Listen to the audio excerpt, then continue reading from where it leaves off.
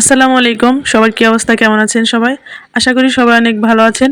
তো নতুন আরেকটি ভিডিও নিয়ে চলে আসলাম। ল্যাব টু ট্রাভেল এই চ্যানেল থেকে যারা আমার ভিডিওটি দেখতেছেন এবং কি প্রথম, তারা কিন্তু অবশ্যই সাবস্ক্রাইব করে আমার পাশে থাকবেন এবং কি আপনার সুন্দর মতামত অবশ্যই কমেন্ট করে জানিয়ে যাবেন। তো যাই হোক, কাল ছিল শুক্রবার আর আমি বের হয়েছিলাম ভিডিও করার উদ্দেশ্যে।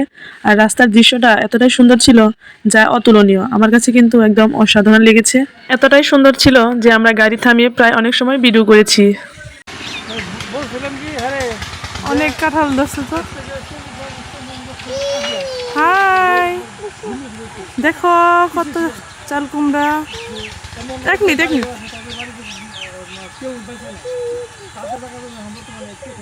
চারদিকে শুধু চাল কুমড়া চাল কুমড়া।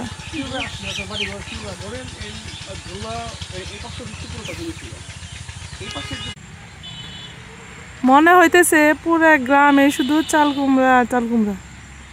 জানি না কতটুকু বোঝা যাইতেছে। তো দেখেন এই যে এইদিকেও শুধু ওই দূরের থেকে শুরু করে পুরো এলাকাতেই চাল কুমড়া। আজকে আপনাদের দেখাবো চাল কুমড়ার বাগান। শুধু গ্রাম দিয়ে ঘুরি, এর জন্য ভালো লাগে। রাস্তা দিয়ে যাওয়ার সময় দেখি যে চারদিকে খালি চাল কুমড়া আর চাল কুমড়া, তাই ভাবলাম যে একটু আপনাদের সাথে শেয়ার করি।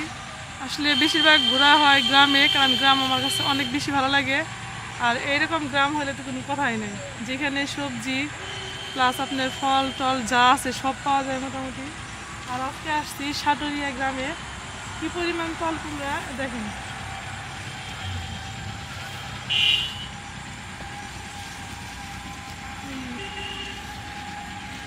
এই যে দেখো কত সুন্দর চাল কুমড়াটা, দেখেন কি পরিমাণ চাল কুমড়া। এই যে অলরেডি পাইকা গেছে ওই নিচে, ওই নিচ দিয়ে অনেক।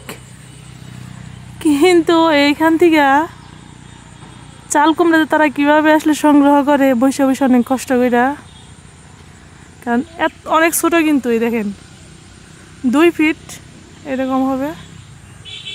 ওই যে এটা কি আপনার নিজের ক্ষেতের?